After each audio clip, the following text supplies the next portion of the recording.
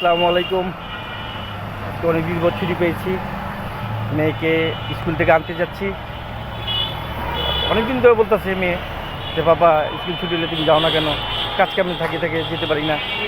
আজকে যাচ্ছি মেয়েকে স্কুল থেকে আনার জন্য। মেয়েকে সারপ্রাইজ দেবো, মেয়ে অবশ্যই খুশি হবে। দেখি হাঁটতে হাঁটতে যাচ্ছি মেয়ের দিকে, আপনারা সবাই দেখেন। স্কুলের সামনে এসে পড়লাম, এখন মনে হচ্ছে যে স্কুল ছুটি হয়ে গেছে মনে হয়।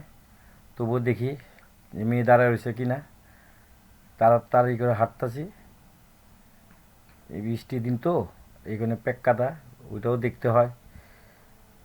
এই স্কুলে মেয়েরা এসে পড়ছে, এখন ছুটি হয়ে গেছে।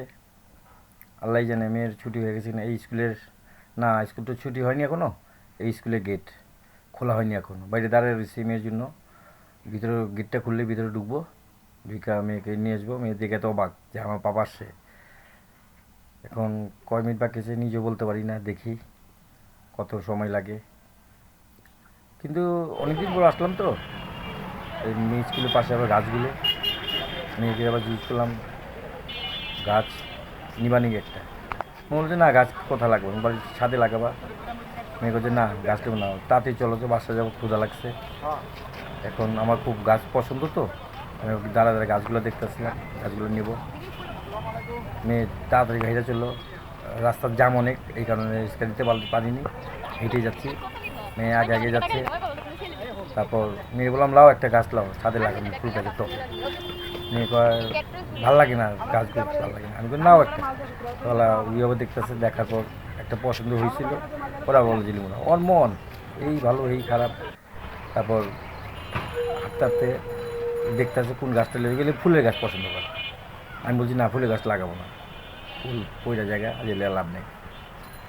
আল্লাহ আমি বললাম যে চলো বাসায় জায়গা।